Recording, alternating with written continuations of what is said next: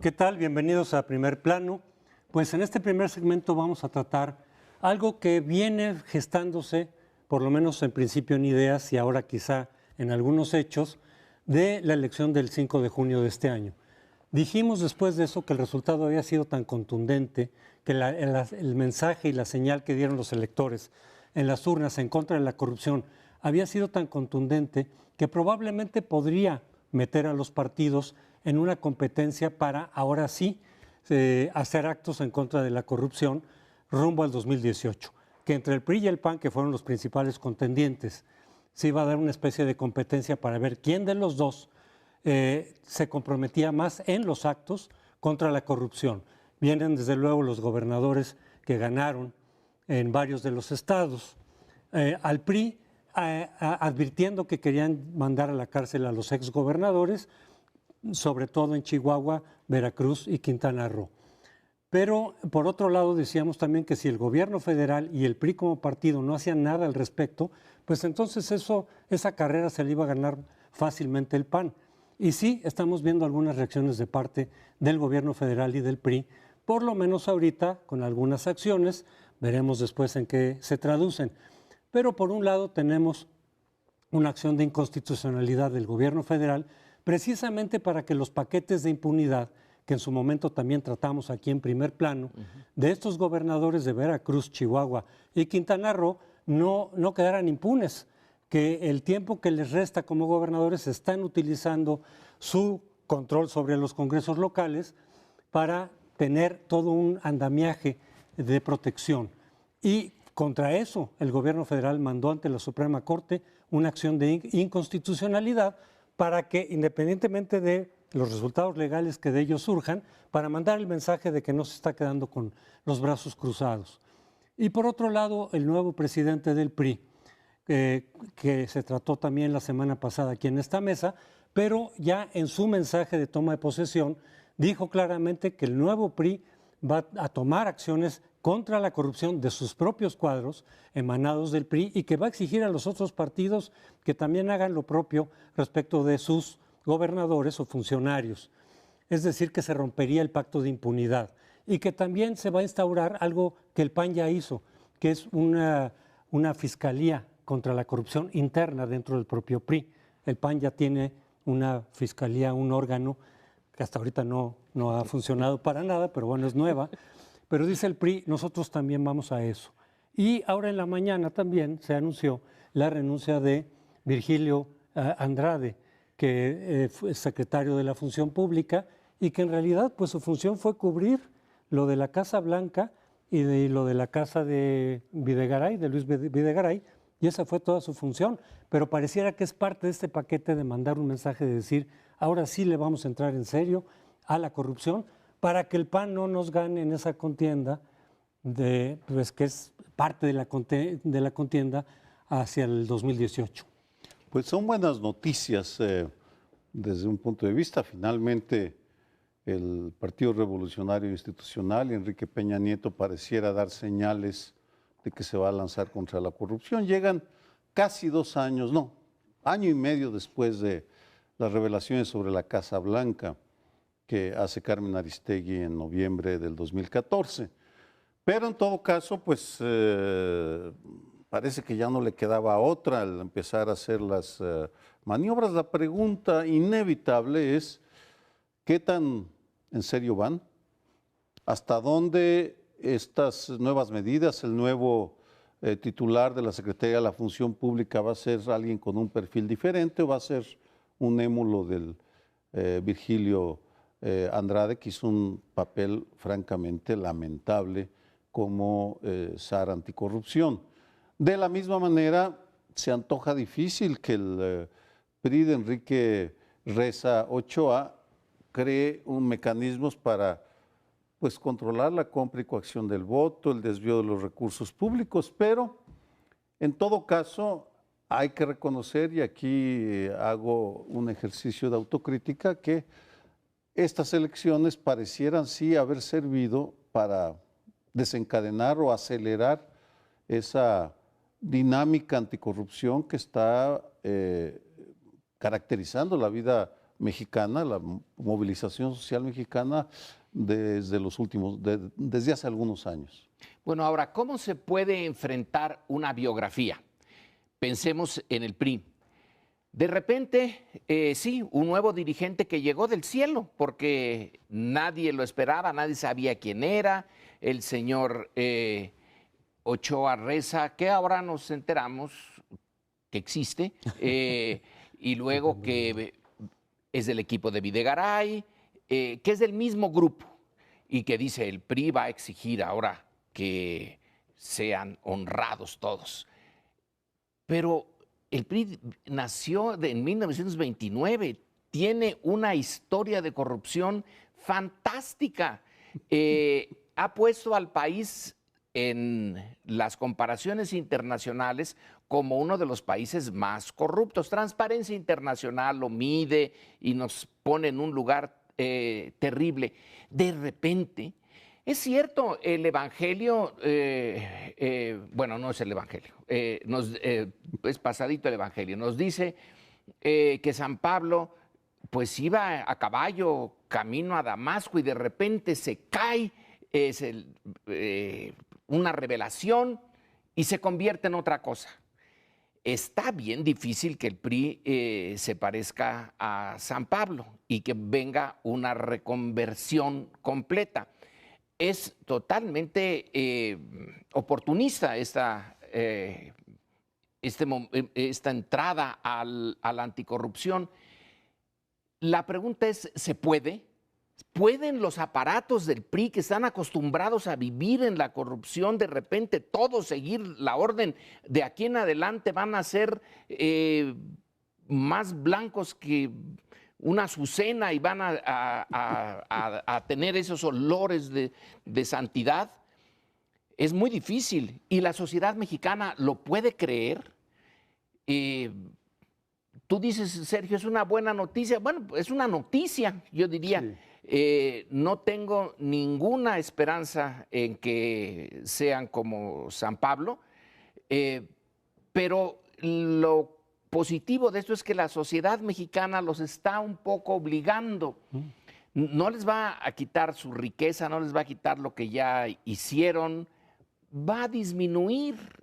A lo mejor estamos como en la época de Ruiz Cortines, cuando Ruiz Cortines, frente al robo en despoblado del alemanismo, adoptó esta posición de moderación y de que él mismo era muy moderado como un antídoto contra la brutalidad del alemanismo. Pero el PRI siguió siendo el PRI. Sí, y de hecho no es la primera vez que hace esta especie de mea culpa, sino que lo ha hecho en varias ocasiones cuando le va mal. Y entonces sale y dice, tenemos que rectificar, vamos a hacer una enmienda dentro del partido. Vamos a ser buenos. Por lo menos desde el 88 salió Salinas de Gortari a decir, ya no será el partido prácticamente único, vamos a abrirnos, va a haber cambios. Y en cuestión de corrupción hubo cambios electorales, en fin, se abrió electoralmente la situación. Pero en materia de corrupción también cuando perdieron la presidencia en el 2000, hubo varios priistas, dirigentes importantes, distinguidos que dijeron, tenemos que asumir nuestra responsabilidad, tenemos que reconocer nuestros errores, nuestro alejamiento de los ciudadanos, nuestra corrupción y tenemos que hacer propósitos de enmienda. No pasó nada. Llegó el PRI de Peña Nieto y hemos visto lo que hemos visto estos años. Pero no quisiera ser excesivamente pesimista, tampoco excesivamente optimista sobre lo que está pasando. Quizá si efectivamente la presión de los ciudadanos, aquí la clave sería la presión de los ciudadanos a través de las urnas, porque aunque ha habido ya muchas veces que ha habido alternancia a nivel local y algunas a nivel federal, desde hace 25 años y que hemos dicho eso no se ha traducido en una disminución de la corrupción real de los partidos, no solamente del PRI, sino de los demás. Quizá el mensaje de esta elección de este año, así lo habíamos expresado después de las elecciones, pudieran ahora sí meter a los partidos en esa competencia, que no sea solamente una competencia declarativa, es que es más una esperanza hasta ahorita, pero que de veras empiecen a ver que si quieren, por ejemplo, entre el PAN y el PRI competir en el 2018, tienen que dar muestras, porque si no puede pasar lo que ya está pasando con el Bronco, que después de haber hecho una promesa muy clara, que fue el eje de su campaña, de combatir la corrupción, no lo hace y ya es ya tiene popularidad a la baja y es una decepción. Si quieren competir por el 2018, por la presidencia, PAN y PRI, tienen que hacer cosas. Y desde luego que los gobernadores, por ejemplo, Javier Corral, el propio Yunes, que es una especie de contradicción en Veracruz, pero que de veras quiera llamar a cuentas a los gobernadores salientes, si el gobierno federal o el PRI no hacen nada al respecto, entonces ahí sí marca la diferencia el PAN. En cambio, así ya sería un poquito compartido. Es decir, que de veras el voto empiece a contar para que haya una competencia entre partidos para combatir realmente la corrupción. Es una esperanza que yo tengo, una probabilidad que se ve remota el día de hoy, pero yo no la descartaría por completo. Como verán, vamos oscilando en el estado de ánimo entre el optimismo y el pesimismo. Es que interpretar la realidad mexicana es una pesadilla a veces porque, digamos, los grupos, los partidos, los personajes son muy dúctiles en sus posiciones y lo que niegan en un momento lo abrazan en el siguiente. Es una sucesión de conversiones. No solo San Pablo, San Ignacio de Loyola pasó por una experiencia similar. No creo que el PRI se transforme en una orden jesuita, por supuesto. Hay una ausencia, faltan algunos actores. Me parece que el PRD, el Partido de la Revolución Democrática, nos está debiendo una autocrítica similar a la que ya ha venido haciendo el PAN, que empieza a ser el PRI, ahí estamos de acuerdo, y el PRD se está quedando atrás. ¿Qué les pasa, jóvenes PRDistas? Aquí en el Distrito Federal tienen mucha tela de donde cortar. Ahí están la delegación Coyoacán, la Álvaro Obregón, para empezar. Y no menciono a la Cuauhtémoc porque ahí yo siento que están dándose algunas señales de cambio. Lograrán consolidarse, no lo sé, pero eso ya es Morena, no es el PRD. Pero la izquierda definitivamente en esta competencia acicateada por la sociedad, sobre eso no hay ninguna duda, sí, sea a través del voto, pero también a través de medios de comunicación, sí, de organismos como Mexicanos contra la Corrupción y la Impunidad, transparencia, en fin, fundar tantas otras, están empujando el tema. Las izquierdas urge que se incorporen a esta competencia, a ver quién demuestra que es el más honestizador, o cómo lo llamamos. Hay un tema que ya no nos da tiempo de tratar, pero la Secretaría de la Función Pública, que es una decepción, necesitaría ser absolutamente independiente, no depender del presidente, que él no nombre al responsable. Y aún así, el IFE en su origen pareció ser un organismo independiente. Poco a poco, aunque la estructura legal sigue siendo independiente, autónomo, en la realidad no. Aquí se van perdiendo las autonomías y la independencia a una velocidad fantástica. Pero si no se le pone a la Secretaría de la Función Pública al frente alguien que no responda a las necesidades del presidente, podrán volver a cambiar y Virgilio ya queda como una anécdota, una cosa de la picaresca mexicana. Miren nada más este señor que papelón hizo. Bueno, pues era del círculo íntimo interno de Peña Nieto. Aquí se necesita que en esta ocasión, pero no está, el marco legal no está para eso, que sea independiente. En el Sistema Nacional Anticorrupción se supone que la Fiscalía va a cobrar mayor autonomía de la que tiene la Secretaría de la Función Pública. Pero tienes razón, hemos visto muchas instituciones autónomas que a la mera hora van perdiendo esa autonomía y terminan bastante doblegados a distintos poderes o distintas fuerzas. Por eso yo sí les sigo apostando a que tenga un costo. El no combatir la corrupción tenga un costo que les duela más a los partidos, que sea el electoral, el de perder plazas. A lo mejor si eso se logra, si ese fue el mensaje de la elección de este año y lo están recibiendo los partidos, que entonces efectivamente se rompa el pacto de impunidad entre partidos, habremos dado un paso importante para combatir la corrupción, pero falta por ver todavía. Regresamos al siguiente segmento en unos momentos. En esa sección vamos a tratar algo peculiar, algo que no hacemos con frecuencia.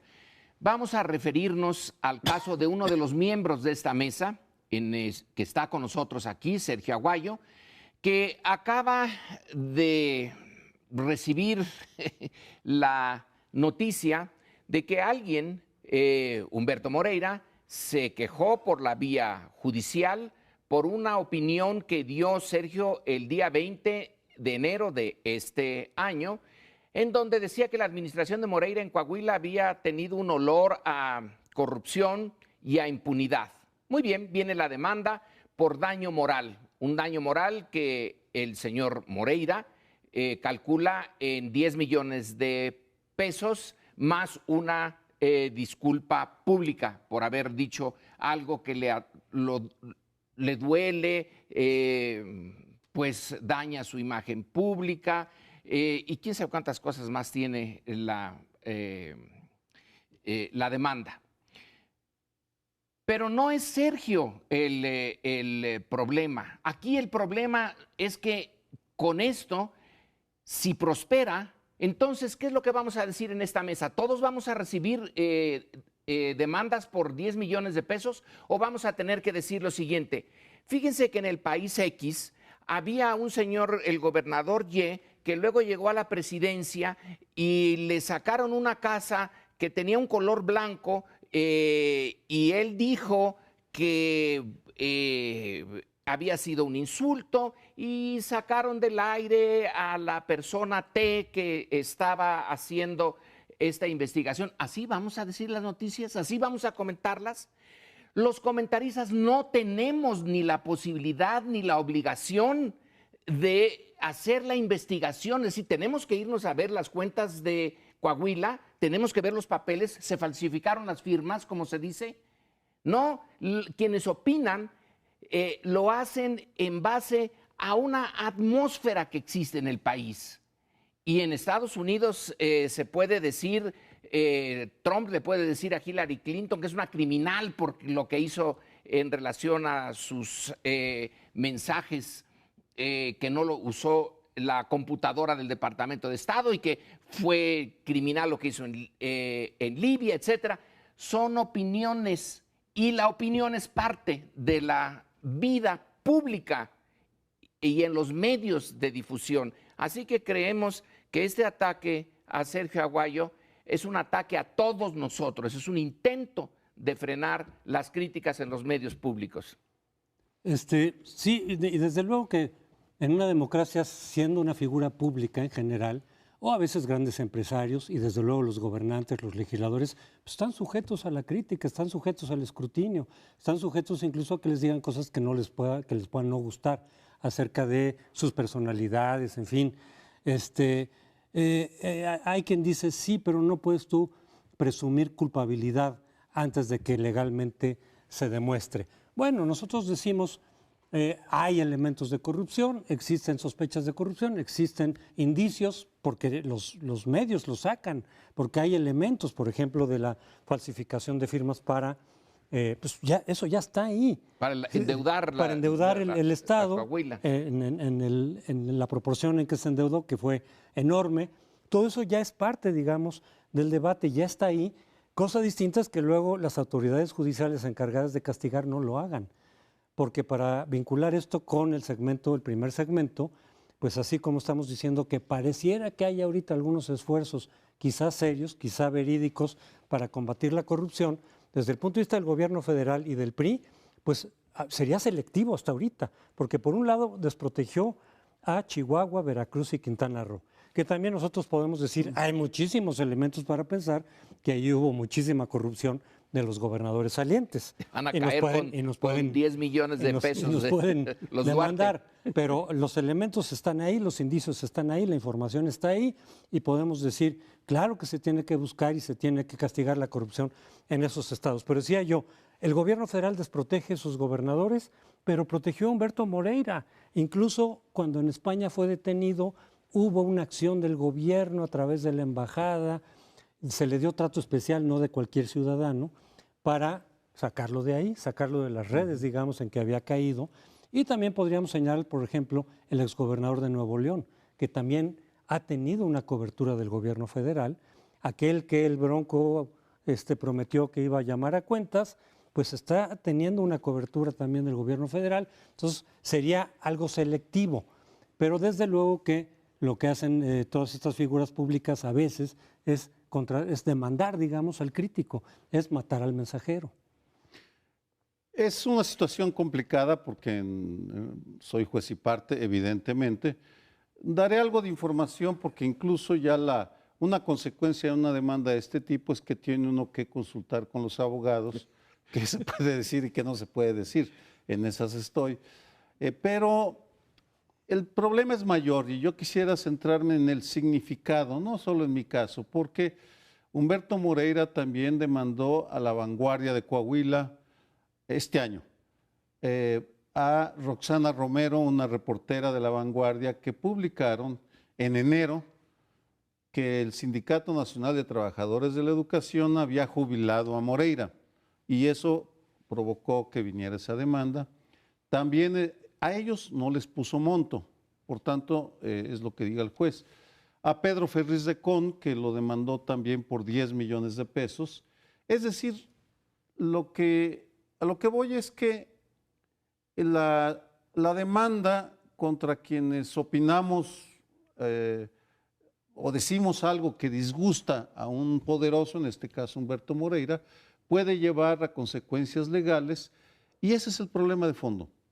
En todo el país lo que estamos viendo es una reversión en la libertad de expresión porque están usando las armas legales para inhibir, desgastar, amedrentar en ocasiones a quienes opinamos. Yo opinaré sobre el caso cuando los abogados ya me digan hasta dónde, cómo, y supongo que tendré que consultar los textos con ellos, pero haciendo a un lado mi caso, el problema viene por una decisión de la Suprema Corte del año pasado cuando hubo un juicio sobre una aparente daño moral a Lucía Méndez y entonces en esa demanda la primera sala de la Suprema Corte decidió que había que quitar los límites a las multas.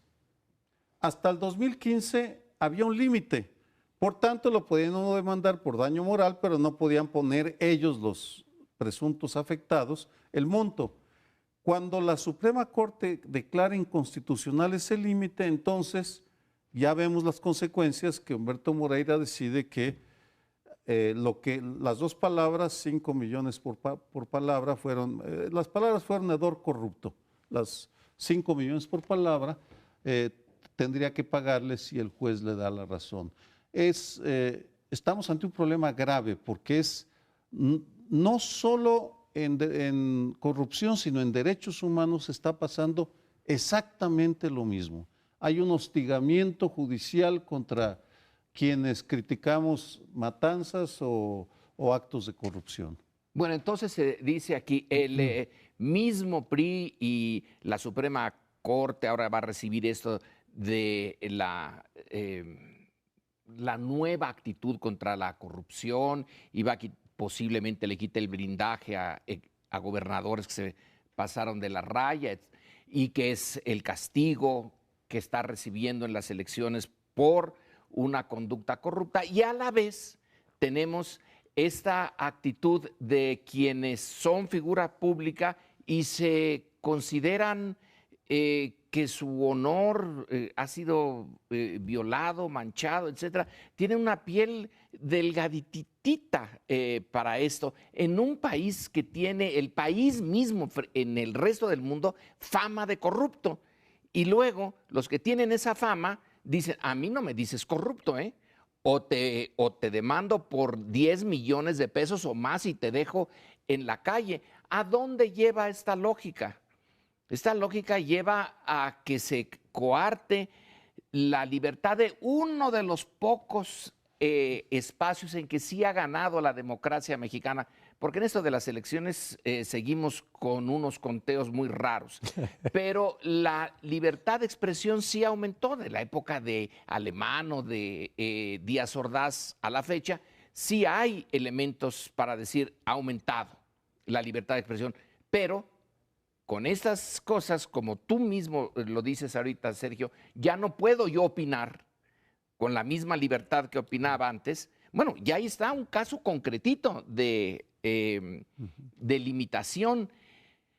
Se limitan por una fama pública que ya tienen. Todos los funcionarios, casi todos en este país, tienen la fama pública muy negativa y se sienten molestos porque se los diga uno. Bueno,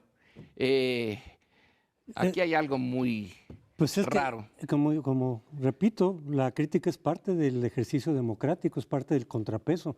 Hay contrapesos institucionales entre los tres poderes, pero la opinión pública, los medios de comunicación en principio, tienen que ser un contrapeso. Algunos lo son más, otros no, otros defienden, en fin, pero en todo caso, la crítica es parte del ejercicio democrático, desde para sacar, denunciar o generar opinión pública sobre elementos y evidencias que van surgiendo sobre la mesa. Entonces, la utilización de lo jurídico, que no, desde luego ha habido muchos otros casos, recordemos que a Miguel Ángel Granados Chapa a cada rato, precisamente por sus denuncias y por sus críticas que hacía en sus columnas, recibió muchísimas demandas de ese tipo, de personajes públicos.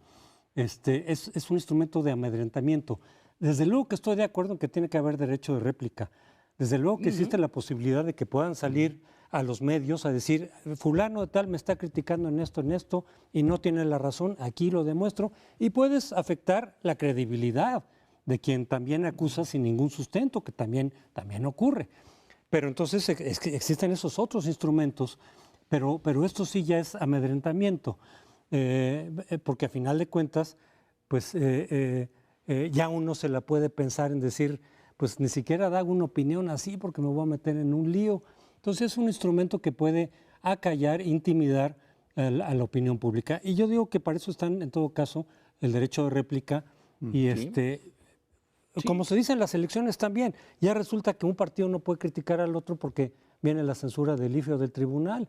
Pues que conteste el aludido. Si están en la contienda electoral, Claro. si a mí me acusan de corrupción sin ningún fundamento, salgo, aclaro y entonces se le regresa al acusador cuando no tiene fundamento. Aquí tiene que operar algo parecido. Dos breves reflexiones. Una, que a las demandas jurídicas hay que agregar las agresiones físicas contra colegas en todo el país. Estamos entre dos aguas, cuando no te persiguen o te intimidan, te demandan. Y segundo, el problema de la corrupción del Poder Judicial, porque es ahí donde se pierden muchos juicios. Sí. Bueno, vamos a un corte, espérenos, no se nos vaya.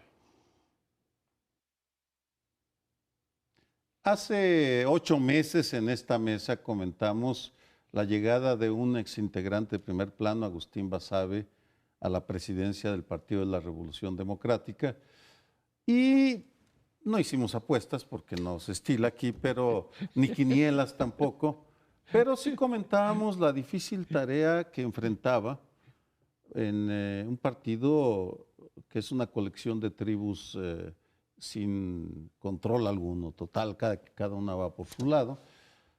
Duró exactamente 8 meses y, independientemente del balance que se pueda hacer sobre las elecciones que ganó o lo que hizo, yo sí le agradezco que nos haya hablado claro.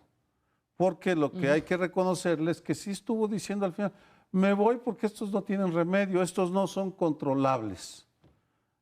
Simplemente no hay nada que hacer con ellos, así que ahí nos vemos y se regresa a sus actividades. Esperamos poderte recibir en alguna comida del grupo, Agustín, para comentar sobre tus 8 meses en la política, en la dirección perredista. Acaban de nombrar las tribus a Alejandra Barrales, una mujer joven, llena de energía, llena de ambiciones, que en este momento yo no he visto que se distinga en el discurso, más bien es un regreso a la retórica más habitual en el PRD de las fuerzas progresistas, las clases populares, las alianzas, etcétera.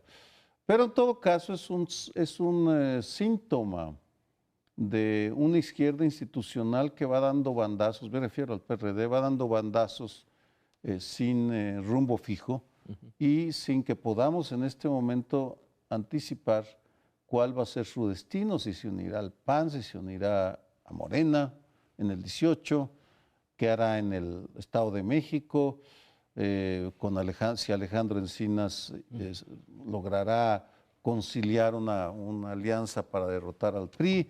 En fin, regresamos al origen hace 9 meses, vamos.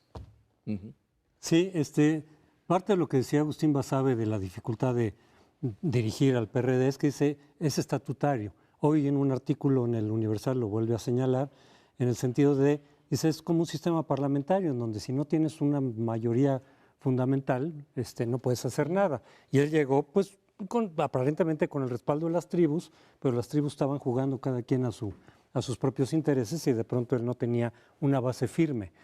En el caso de Alejandra Barrales, pues va con el apoyo de los chuchos sin pertenecer a esa corriente, y quien sí es de esa corriente es quien se queda como secretaria general, no la dirigente nacional, Beatriz Múgica, que quería sustituir a Agustín Basabe. Ella sí es de los chuchos, pero se ha leído en este código, digamos, hacia el 2018, que ahorita ya casi es inevitable no leer los acontecimientos dentro de los propios partidos en esa dirección. Los movimientos que se hacen pueden tener una intencionalidad de cómo ubicarse hacia el 2018 y en todo caso efectos también. Entonces, algo de lo que se lee es Mancera, es una aliada de Mancera, viene del gobierno del Distrito Federal.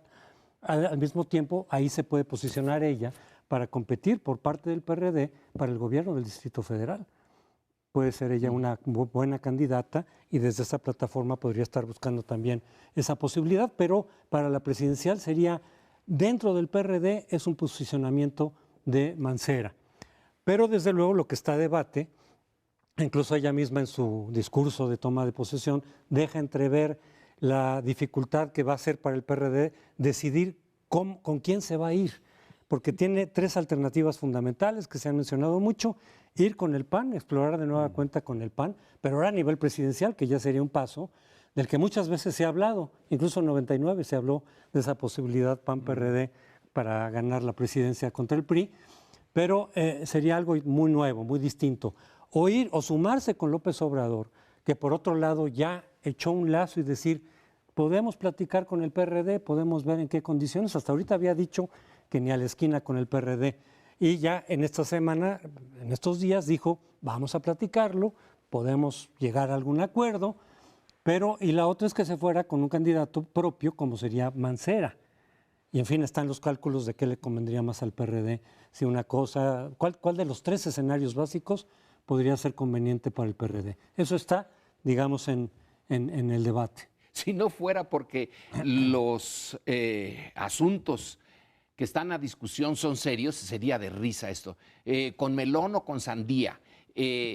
Los partidos, por eso se llaman partidos, porque son parte de un todo nacional, pero el PRD es un partido. Entonces esto ya es al cuadrado. Siempre lo fue así. Está tan partido que ahora se dice que Barrales es una carta de Mancera, pero Mancera ni siquiera es del partido. El partido no solamente está partido en grupos dentro, sino que tiene esa cosa peculiarísima a uno de sus componentes que lo niega, no es miembro del PRD y sin embargo funciona como otra facción perredista. Más complicado, yo creo que, bueno, sí se puede, pero ya estaría muy difícil. Aquí entonces el punto serio es que hay 3 corrientes en México y están más o menos equilibradas. La priista con sus aliados, la panista y la izquierda. En esta izquierda, si Andrés Manuel va con Morena solo, los puntos 1, 2, 3% importan muchísimo.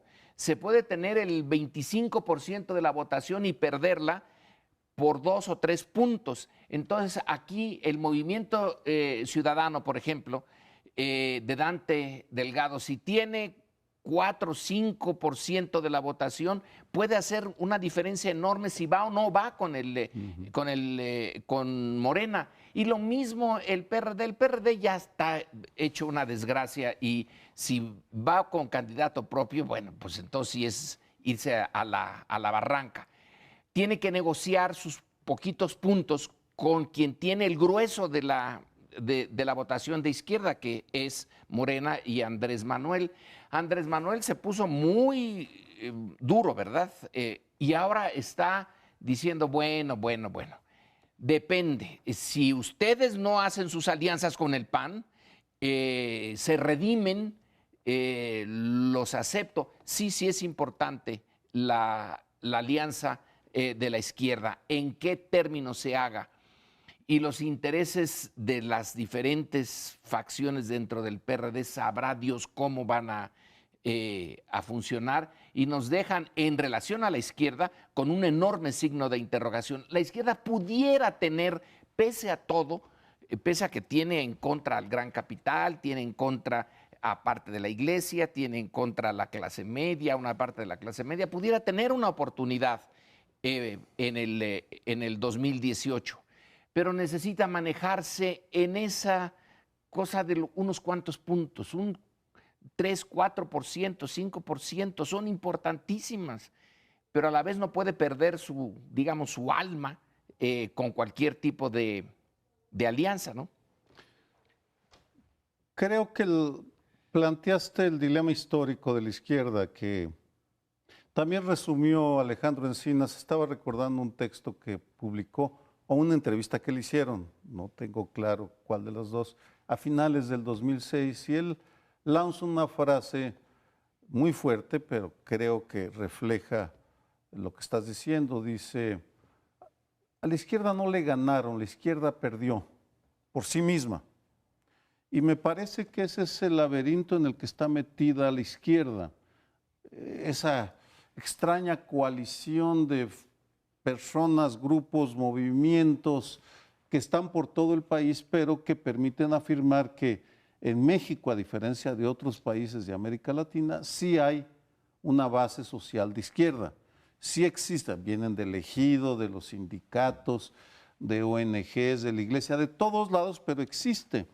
Y es una izquierda en busca de un proyecto y en busca de liderazgos y en busca de un proyecto de país. Lo ideal, por supuesto, lo deseable sería que, independientemente de las alianzas que hagan o no hagan, el PRD, Morena, Movimiento Ciudadano, vamos, hasta el PT, que se ha desdibujado en una caricatura que oscila entre el marxismo y el priismo, vamos, una cosa muy rara, sí. Pero incluso ellos tienen que, idealmente deberían organizar una discusión ideológica, programática seria sobre el momento que vive el país, el momento que vive el neoliberalismo en el mundo.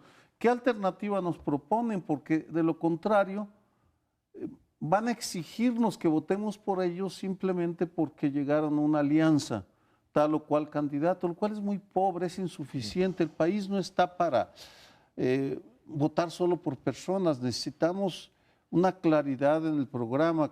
Si lo hacen, se distinguirían, me parece, muy rápidamente de lo que están presentando Anaya, Zavala por el PAN. Bueno, por el PRI no hablan, esperan por ahora línea, se quedan callados, pero necesitamos esa oxigenación de la discusión nacional. Tal vez sea mucho pedir, pero ojalá y el fantasma de Agustín Basabe se quede por ahí flotando e inspire a algunos perredistas, morenistas, etcétera, a sentarse a discutir. No les va a pasar nada, simplemente ábranse a la sociedad. Creo que estás hablando del mundo del deber ser, y a lo mejor sí es mucho pedir, porque los partidos lo que vemos es que se manejan pragmáticamente. Es decir, parte de la crítica que se ha hecho en las alianzas PAN-PRD es eso, si oigan, de verdad no tienen mucho que ver en términos de programas, en algunas cosas, pero menores, y en cambio se van por el pragmatismo. Creo que aquí también está contando el pragmatismo por parte del PRD, pero también de López Obrador, porque sí creo que López Obrador está consciente de que necesita esos 3 o 4 o 5 puntos que el PRD pudiera aportar para quizá ser determinante en el 2018. Entonces creo que hay mucho pragmatismo en todas partes a la hora de calcular las alianzas. Y el PRD también está calculando en dónde pierde menos, en cuál de las 3 opciones pierde menos. Bien, terminamos y regresamos para el último bloque. Este último bloque lo vamos a dedicar a la escena internacional. Vaya que sí está movida y trágica. Desde luego están los acontecimientos de Niza.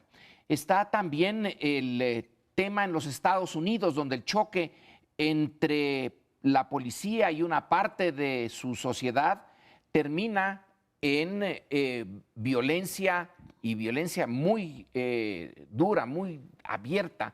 Pero también queremos enfocarnos en un país que se asemeja mucho a México, por ejemplo, en las estadísticas de la Organización para la Cooperación y el Desarrollo Económico, siempre anda Turquía y México, andamos juntos, somos como los prietitos del arroz de los países ricos que son el club de la OCDE, ahí estamos los dos. Mala distribución del ingreso, ahí están los dos. Pobreza, ahí están los dos. Bueno, en esta ocasión en Turquía tuvo lugar un golpe de Estado, golpe militar, intento de golpe militar, para cambiar la naturaleza del gobierno y la naturaleza del Estado turco. Pero pareciera, por un lado, salido de la mente de Woody Allen. Es un golpe militar de lo más mal planeado que se pueda pensar, pero tuvo las consecuencias de una buena cantidad de muertos. Y lo que quiero resaltar aquí con mis colegas es lo siguiente, que en Turquía finalmente fue una muchedumbre, fue fantástico. Yo me pasé horas viendo esto, cómo salía una muchedumbre en Estambul y se ponían frente a los tanques. Hay fotos dramáticas de un señor tirado frente a las orugas. Déjenselo de Tiananmen, el señor, el joven chino frente al tanque, acostado frente a las orugas del tanque. El presidente Erdogan llamó a la sociedad y la sociedad respondió y derrotaron a los militares, que estaban muy mal organizados. Eso hay que reconocerlo. Pero por otro lado, ¿quién gana? Gana la democracia, gana la sociedad turca. Resulta que Erdogan, que ahora se afianza en el poder, no tiene las credenciales democráticas que en un principio pareció tener. Al contrario, parece ir hacia el autoritarismo, que una parte de la sociedad lo apoya, el ejército le da una especie de vacuna, ahora sí, al fallar su golpe militar. ¿Y a dónde va Turquía? Está entre la espada, literalmente, y la pared de un presidente duro, religioso. ¿A dónde va? Hay Estambul es una ciudad mágica, maravillosa, porque ahí llegó el Islam. Y Santa Sofía es una mezcla de lo cristiano y lo islámico extraordinario, y hay un puente que conecta simbólicamente y geográficamente Europa y Asia. No es una metáfora, es la realidad y lo estamos viendo. En el momento en el que la zona del Medio Oriente entra en efervescencia, en Irak, Siria, toda la zona está en efervescencia, en guerra, y Turquía se convierte en el dique y en el canal de abastecimiento logístico y en el corredor por donde llegan combatientes a Siria. En ese momento empiezan a exacerbarse las tensiones, no solo del sistema político, sino de la lucha por el poder. Lo impredecible, lo extraordinario y lo que levanta un signo de interrogación sobre Europa y Medio Oriente y Asia es que viene 3 semanas después de la salida de la decisión británica de salirse de la Unión Europea. Bueno, aquí Turquía no acaba de estar en la Unión Europea, pero ya le dijeron, si decretas la pena de muerte, si te lanzas y reprimes demasiado, vas para afuera. Es un hecho, vamos, no lo comparo a la Primera Guerra Mundial, por supuesto, al asesinato de Francisco José, no es posible, pero tiene consecuencias tan impredecibles como la salida de Gran Bretaña de la Unión Europea. Está en el otro extremo de la Unión Europea. Sí, es que el caso de Turquía es interesante desde su propio origen como Estado-nación, es decir, la caída del Imperio Otomano después de la Primera Guerra y su reconfiguración como un Estado nacional, porque se distinguió y creo que se ha distinguido y se mantiene todavía con cierta distinción respecto de otros países musulmanes. Ahí, mal que bien, la democracia fue funcionando un poco mejor que en las dictaduras o militares o islámicas de otros países musulmanes. Es uno de los países más laicos dentro del mundo musulmán, pero esa parte también se ha ido de pronto desgastando, que es algo de lo que los militares, que generalmente son un cuerpo laico, aún en esos países, le han estado acusando al presidente Erdogan, que se ha ido acercando mucho a las cuestiones que ha afectado el Estado laico, vaya. Sí. Pero creo que comparativamente lo ha sido más Turquía respecto de otros países.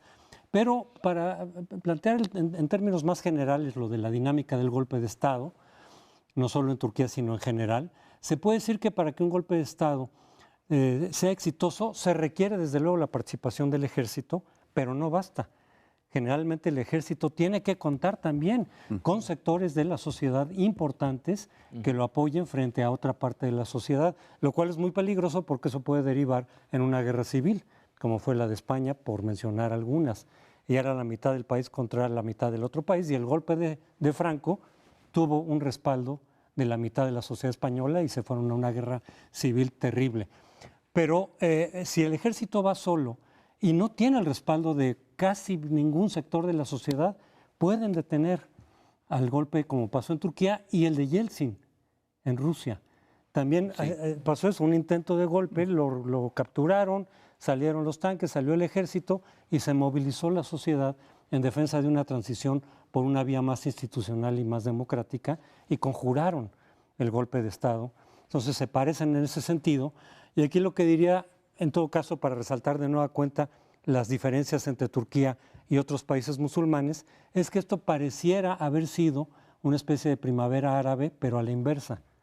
No se movilizaron los sectores a través de las redes sociales y salieron a las calles para derrocar al tirano en turno, sino para proteger ahora al presidente o lo que les queda de institucionalidad político y semidemocrática. Pero yo coincido con Lorenzo en que esto vacunó al presidente Erdogan, que por un lado fortalece la institucionalidad que tiene Turquía, pero por otro lado le da más fuerza dentro de esa institucionalidad al presidente, que entonces ahora sí, habiendo sido conjurado y por lo tanto derrotado el ejército, que era un como contrapeso o una amenaza que estaba ahí como pendiente, con esta derrota del golpe militar, pues tiene un margen más amplio para llevar a cabo políticas más autoritarias y tener un poder mayor del que tenía antes de este intento de golpe de Estado, lo cual no necesariamente es benéfico para la democracia. No es. Yo no le auguro muy buenos días por venir a la democracia en Turquía, pero una parte que a mí hasta me emocionó, francamente les digo que me la pasé horas frente a la televisión, a CNN, que fue atacada por el ejército momentáneamente en Turquía, pero siguió transmitiendo. Entonces, el ver a una sociedad que sale y que se juega la vida para ponerse frente a los tanques, consiguió lo que no consiguió en China. En China se pusieron enfrente y los tanques finalmente pasaron sobre ellos y hubo una matazón en Tiananmen.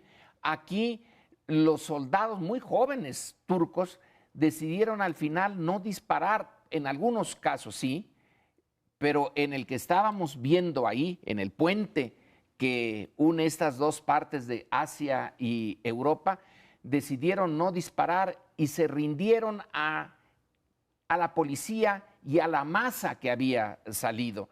La sociedad ahora en el siglo XXI, si se moviliza, puede incluso detener un golpe militar. En este caso, desafortunadamente, no necesariamente para bien. Insisto, están dos fuerzas, el ejército y Erdogan, que no son pues campeones de la democracia.